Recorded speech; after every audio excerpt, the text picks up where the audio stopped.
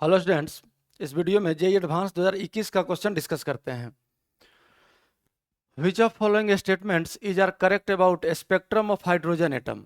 देखिए, इन चारों स्टेटमेंट्स में से हम लोगों को करेक्ट स्टेटमेंट चूज करना है हाइड्रोजन स्पेक्ट्रम के बारे में। फर्स्ट ऑप्शन देखिए क्या है, the ratio of longest wavelength to shortest wavelength in Balmer series 9/5। अब देखिए, बामर सीरीज आप लोग पढ़े होंगे। बामर सीरीज होता है हायर एनर्जी लेवल से n=2 में अगर ट्रांजिशन हो, n=2 हायर से। अब हायर यहाँ क्या है, तो n इंफिनिटी भी होगा और n बीच में बहुत सारा स्टेट होगा, n3 भी होगा। तो 3 से 2, फिर 4 से 2 और इसी तरह से बहुत सारा लाइंस मिलेगा और फिर इन्फिनिटी से 2। यही कहलाता है आपका बामर सीरीज। अब बामर सीरीज में ये बोल रहा है कि लॉन्गेस्ट वेवलेंथ, तो वेवलेंथ सबसे ज्यादा किसका होगा? वेवलेंथ सबसे ज्यादा होता है, पढ़े होंगे आप लोग, n=3 टू n=2 ट्रांजिशन के करस्पॉन्डिंग। क्यों? क्योंकि जिस फोटोन का एनर्जी सबसे कम होगा उसी का वेवलेंथ सबसे ज्यादा होगा। Frequency directly proportional to energy और frequency inversely proportional to wavelength. तो हम लोग कह सकते हैं कि wavelength inversely proportional to energy.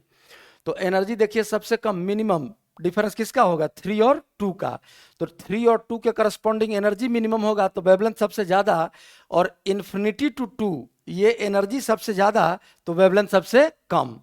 अब आप लोग रेडबर्ग का फॉर्मूला पढ़े होंगे हाइड्रोजन स्पेक्ट्रल किसी भी लाइन के लिए। रेडबर्ग का formula 1/λ equals Rydberg constant R into 1/n² minus 1/m²। अब यहाँ देखिए इस फॉर्मूला में m जो है, m इक्वल्स होता है n+1 n+2 n+3 dot dot dot infinity तक जाएगा। अब n अगर हम लोग 1 चुने तो ये मिलेगा लाइमन सीरीज, m हो जाएगा 1+1 2 3 4 डॉट डॉट डॉट इन्फिनिटी तक। फिर उस तरह n अगर हम लोग 2 चुन लें, अगर n का वैल्यू 2 चूज कर ले तो ये आ जाता है बामर सीरीज। उसी तरह से फिर m का value 3 4 5 dot dot dot infinity हो जाएगा। n अगर हम लोग 3 चुन लें तो ये हो जाएगा पास्टन सीरीज। उसी तरह 4 अगर n का वैल्यू पुट कर लेंगे तो हो जाएगा ब्रैकेट सीरीज और पी फंड सीरीज आ जाएगा n=5 में। तो खैर हम लोग को फिलहाल पहला ऑप्शन में सिर्फ बामर सीरीज के बारे में देखना है। तो अब देखिए यहाँ से बामर सीरीज का 1/λ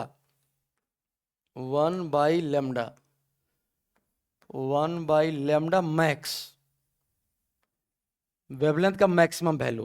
तो अभी हम आप लोगों को बताए वेवलेंथ का मैक्सिमम वैल्यू किसके करस्पॉन्डिंग होगा? जिसका एनर्जी मिनिमम होगा। तो मिनिमम मतलब 3 to 2। तो यहाँ 3 to 2 के लिए हम लोग क्या वैल्यू पुट करेंगे? रेडबर्ग कांस्टेंट R हो गया और बामर सीरीज है तो 1/n तो हमेशा 2 होगा, तो 2 का स्क्वायर और माइनस 1/3 का स्क्वायर। ये आ गया आपका मैक्सिमम वेवलेंथ। मिनिमम एनर्जी के करस्पॉन्डिंग वेवलेंथ मैक्सिमम मिलेगा और मैक्सिमम एनर्जी के करस्पॉन्डिंग वेवलेंथ मिनिमम मिलेगा। अब यहाँ से ये मैक्सिमम वेवलेंथ का है, उसी तरह से मिनिमम वेवलेंथ का हम लोग लिख सकते हैं लैम्डा मीन, सबसे छोटा wavelength, equals Rydberg constant R into 1 बामर series है तो ये तो 2² ही होगा, n का वैल्यू तो 2 ही रहेगा बामर सीरीज के लिए, और माइनस सीरीज लिमिट इन्फिनिटी हो जाएगा n का वैल्यू, मतलब इन्फिनिटी से 2 में आएगा। ये एनर्जी मैक्सिमम तो वेवलेंथ मिनिमम।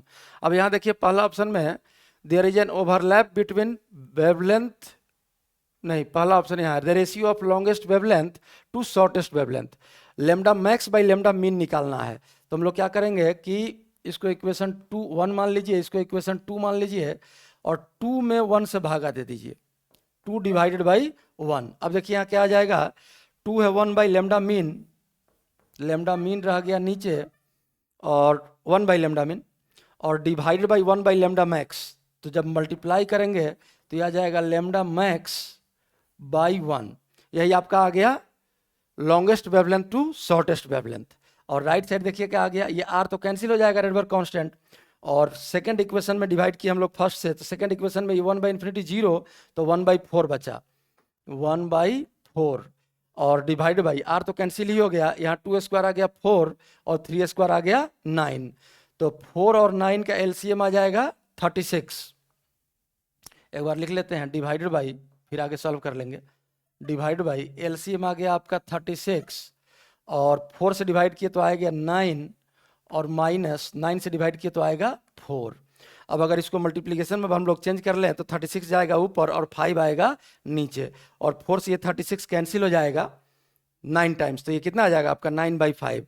तो यहाँ से हम लोग लिख सकते हैं this implies lambda max divided by lambda mean equals 9/5, और यही आपका वैल्यू दिया हुआ है रेशियो ऑफ वेवलेंथ बामर सीरीज का मैक्सिमम और मिनिमम 9/5, मतलब पहला ऑप्शन आपका करेक्ट है। अब यहाँ देखिए second option, there is an overlap between wavelength ranges of Balmer series and Paschen series. अब कह रहा है कि बामर सीरीज और पास्टन सीरीज एक दूसरे को कुछ ओवरलैप करता है, कुछ वेवलेंथ एक दूसरे को ओवरलैप करता है। तो बामर और पास्टन का हम लोग डायग्राम देख लेते हैं। यहाँ देखिए डायग्राम ये बना हुआ है, ये बामर सीरीज है और ये पास्टन सीरीज है। तो बामर सीरीज का फर्स्ट लाइन शुरुआत कहाँ से होता है 3 to 2, फर्स्ट लाइन साफ साफ डायग्राम में लिखा हुआ है, यहाँ देखिए फर्स्ट लाइन है 3 to 2। तो 3 to 2 के लिए 3 to 2 ट्रांजिशन के करस्पॉन्डिंग वेवलेंथ आता है 656.3 नैनोमीटर, और सीरीज लिमिट आ जाता है आपका 364.6 नैनोमीटर। मतलब बामर सीरीज पूरा का पूरा वेवलेंथ का लिमिट है 364.6 नैनोमीटर टू 656.3 नैनोमीटर। और उसी तरह से पास्टन सीरीज का first line n=4 to n=3, इसका वेवलेंथ आता है 1875 नैनोमीटर, और सीरीज लिमिट करीब करीब आता है 820 नैनोमीटर। तो पास्टन सीरीज पूरा का पूरा आपका लाई करेगा 820 नैनोमीटर से 1875 नैनोमीटर, और बामर सीरीज पूरा का पूरा लाई करेगा 364.6 से 656.3 नैनोमीटर के बीच। तो कहीं ओवरलैपिंग नहीं है बामर और पास्टन का। तो जब ओवरलैपिंग नहीं है तो ऑप्शन देखिए क्या दिया हुआ है, there is an overlap between wavelength ranges of Balmer and Paschen series. मतलब ओवरलैपिंग है ये बोल रहा है, लेकिन एक्चुअल में ओवरलैपिंग होता नहीं है। तो बी ऑप्शन आपका गलत हो गया। सी ऑप्शन देखते हैं, the wavelength of Lyman series is given by 1 + 1/m² into lambda naught. Lambda naught is shortest wavelength of Lyman series and m is an integer. अब देखिए शॉर्टेस्ट वेवलेंथ लाइमन सीरीज का क्या होगा, सबसे पहले lambda naught लिखा है यहाँ, और लेमडा नॉट इस फॉर्मूला में यूज किया है। तो लाइमन सीरीज का हम लोग शॉर्टेस्ट वेवलेंथ सबसे पहले लिख लेते हैं। तो किसी भी लाइन के लिए यही फॉर्मूला है। यहाँ रेडबर्ग कांस्टेंट आर का वैल्यू आप लोग पढ़े होंगे 1.097 × 10⁻⁷ मीटर इनवर्स होता है। खैर इसका हमको जरूरत नहीं है, ये मीटर इनवर्स है, ये मीटर इनवर्स है 10⁻⁷ मीटर इनवर्स पावर -1। अब यहाँ से हम लोग वेवलेंथ लिखते हैं 1/λ नॉट। लेमडा नॉट क्या है, shortest wavelength of Lyman series. तो जब ये लाइमन सीरीज है तो देखिए n तो 1 हो जाएगा, तो 1/1 ये वैल्यू आ गया 1, और -1/m²। अब देखिए सबसे छोटा वेवलेंथ किसके करस्पॉन्डिंग मिलेगा, अभी हम लोग डिस्कस किए थे, जिसका एनर्जी सबसे ज्यादा होगा उसका वेवलेंथ सबसे कम होगा। एनर्जी सबसे ज्यादा किसके लिए मिलेगा, जब इन्फिनिटी से 1 में आएगा।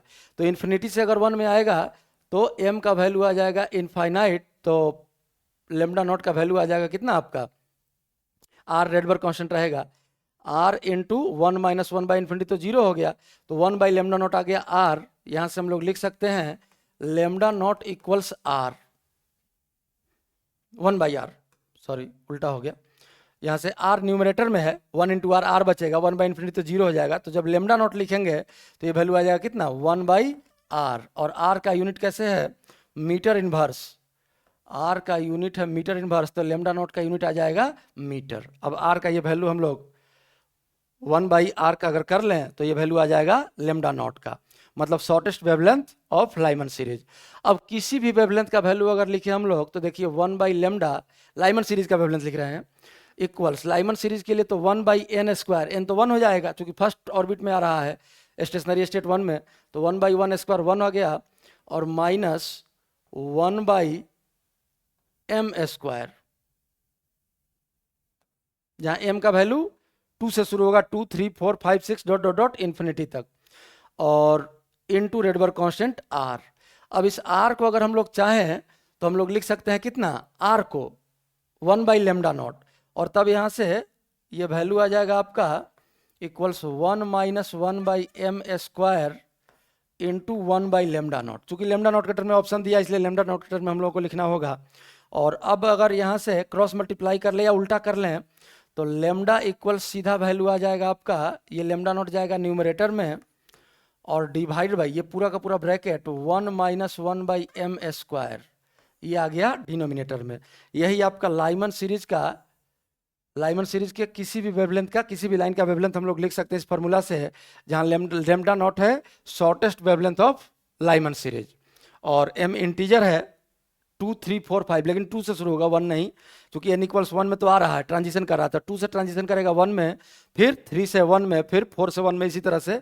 तो लेमडा का ये वैल्यू आएगा, जबकि यहाँ क्या दिया है, lambda naught into 1 plus 1 by M square. अब ये तो गलत हो गया ऑप्शन, 1 बाई एम स्क्वायर है, यहाँ पावर देख रहे होंगे आप, अगर न्यूमरेटर में ले जाएंगे तो पावर -1, लेकिन 1 बाई एम स्क्वायर जब 1 से बहुत छोटा होगा तब हम लोग 1 plus X to the power N to equals 1 plus N X वाला फॉर्मूला यूज कर सकते हैं। लेकिन यहाँ m इक्वल्स 2 भी आएगा, m इक्वल्स 3 भी आएगा, m इक्वल्स 4 भी आएगा, तब हम लोग वो फॉर्मूला यूज नहीं कर पाएंगे। तो यही आपका लेमडा का वैल्यू आ गया, और सी ऑप्शन आपका रॉन्ग हो गया, गलत हो गया। डी ऑप्शन देखते हैं, the wavelength ranges of Lyman and बामर series do not overlap. अब इस बार देखिए, यहां पूछ रहा था बी ऑप्शन में बामर सीरीज और पास्टन सीरीज ओवरलैप कर रहा है, लेकिन बामर सीरीज और पास्टन सीरीज ओवरलैप नहीं किया है, अभी हम लोग अगले डायग्राम में देखे थे। उसी तरह से यहाँ वेवलेंथ ऑफ लाइमन सीरीज और बामर सीरीज डू नॉट ओवरलैप, अब ये कर रहा है कि ओवरलैप नहीं कर रहा है। तो यहाँ देखिए, लाइमन सीरीज फर्स्ट लाइन है 121.6 और सीरीज लिमिट है 91.2, तो लाइमन सीरीज का रेंज आ गया 91.2 से 121.6, और बामर है 364.6 से 656.3 नैनोमीटर, सारा यूनिट नैनोमीटर में ही है, तो ये भी ओवरलैपिंग नहीं है। और फोर्थ ऑप्शन में ये साफ साफ कह रहा है कि ओवरलैपिंग नहीं हुआ है, तो जब ओवरलैपिंग नहीं हुआ है तो फोर्थ ऑप्शन आपका करेक्ट होना चाहिए। ये डायग्राम आप लोग ठीक से देख लीजिए, इससे आपका तीनों सीरीज कहाँ से कहाँ शुरू हो रहा है और कहाँ से कहाँ खत्म हो रहा है, सारा वेवलेंथ का रेंज यहाँ दिया हुआ है। तो ये डी ऑप्शन आपका करेक्ट हो गया, क्योंकि साफ साफ लिखा है wavelength ranges of Lyman series and बामर series do not overlap, overlap नहीं करता है। इस डायग्राम में ध्यान से देखिए, तीनों सीरीज का वेवलेंथ का रेंज दिया हुआ है, लाइमन, बामर और पास्टन, कोई एक दूसरे के साथ ओवरलैप नहीं करता है। खैर, ये बामर विजिबल में होता है, ये अल्ट्रावायलेट, और ये कुछ इंफ्रारेड में जाता है। अब यहां से देखिए, यही आपका सॉल्यूशन है, और ए और डी आपका आंसर है।